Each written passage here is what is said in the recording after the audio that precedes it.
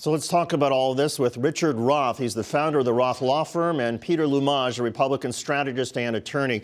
Peter, would you acknowledge that a wall will really not do much in terms of the drugs that are flowing through legal ports of entry into the United States? No, actually, I'm going to have to disagree with you, and I agree with the president, believe it or not.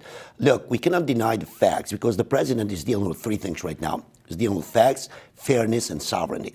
The facts, no one can dispute them, that 90% of the illegal heroin that comes to the United States comes through the southern border.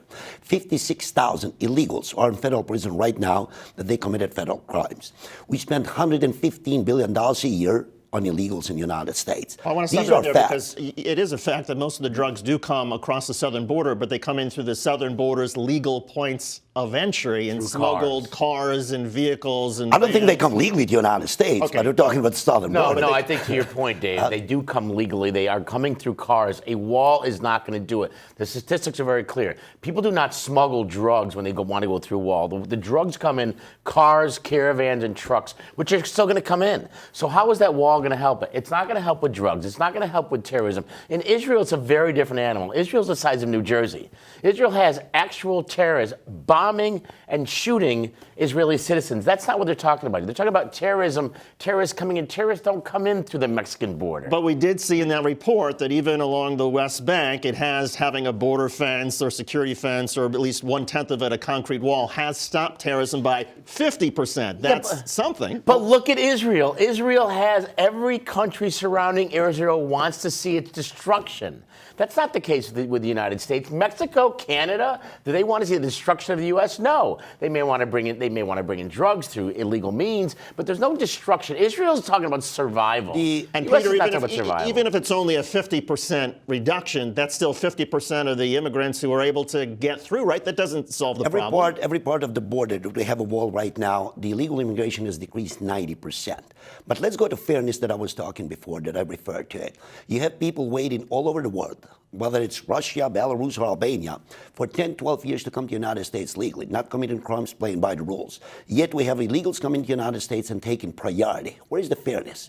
Then we have sovereignty, borders, language, and culture. They are being violated by illegals, and we as Americans do have the right to stand up and fight it. And the President of the United States did run and saw the nomination for the presidency and was elected to stop illegal immigration and build that wall. And I think the Republicans in the United States Congress should have the backbone, the character, and the fortitude to stand with the president and make sure that we build that wall and build it as quickly as possible. You're ignoring the facts. 1.7 million less people are going through the wall than they were years ago. You're ignoring the fact that the drug, it's not going to help the drugs. It's not going to help the terrorism. It's not. And what about the asylum seekers? All these asylum seekers. This is not an Israel. This is not a Russia situation. This is Donald Trump and his ego. The Congress has already approved $1.6 billion for a wall. There's been an approval. And there's no reason to shut the government down. Why have the thousands of people not be employed because Donald Trump doesn't get his way? You understand why Nancy Pelosi said that.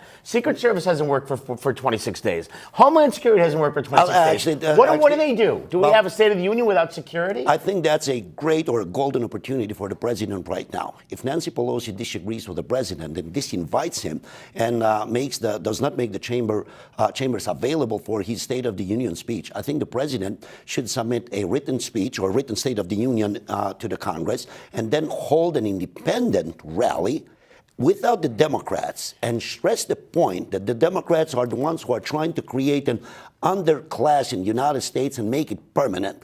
What the Democrats have done, you have to realize one thing. The most recent study from Yale University concluded that we have 22 million illegals living in the United States. Now, these 22 million illegals, in their platform in 2016, the Democrat Party included a paragraph that says we're going to make them American citizens. And guess what? Those people will vote Democrat most likely. And they couldn't care less. There's $1.6 million that's been put for the wall. Donald Trump has a billion. Donald Trump has a $5 billion number without a plan. Have we seen a concrete plan? You're talking about concrete. There's really no plan. And why shut just respond to it? Listen, the State of the Union is going to go forward. It will go forward. But Nancy Pelosi has a point. If Congress has a disagreement, why are the government officials being hard have to go through hardship because Donald Trump didn't as well. Donald Trump said, and we've seen it 1,000 times, I'm going to be the one that shuts the government down. I'm not blaming you. I'm blaming myself. So don't sit there and say it's the Democrats' fault. What Donald Trump said on national TV, as if it's one of his shows, we have had blame me. 24 government shutdowns so far since we passed the Budget Act in the United States. We have had three in the last year with Donald Trump, and this is the longest ever. Which one do we remember? Which one affected you and I? Which one is affecting the ordinary We citizens? remember the one where, as of Friday, the federal courts, you're a lawyer, the federal court system shutting down. You have chosen to remember that one. Have you ever seen a federal court system shut down? Have you ever been? I can't go to court. I was supposed to be on trial. I was here under Obama when we shut it down for 17 days. The federal courts, federal court judges not showing up. That didn't happen. It didn't happen. The courts were shut down. But look, go back to 24 times that we shut it down. At least not during my tenure. I'm a lawyer that goes to court. Which one of them do you remember? I'm talking about the one that's the longest, and I'm talking about the one that's a farce. Donald Trump shut down. You understand that the system is not working. Mitch McConnell should Senate should vote. Let's stick to the point. The point is the Senate's not voting because Donald Trump knows they know he'll veto it. Okay, it's a farce what's going on. The Democrats have been telling us that they care about the border security. And they assert that. Yet, they vote against the wall. $1.6 billion they vote against the wall. They didn't vote against it. $1.6 billion. Let me just finish that. Let me give you the facts. They voted against the wall. They do vote against the sanctuary cities. They vote against the sanctuary states. They voted against Kate's law. You're making it up. They didn't vote against the wall. Border security is more than just the wall, right? Well, border security also involves having these immigration judges but they have been asserting that they are for border security. Yet they vote against every measure that we are trying to do. I got to tell you, we're going to continue this debate another time. Richard Roth, Peter Lumaj, very spirited. We love it. Thank you both for coming on. We appreciate it.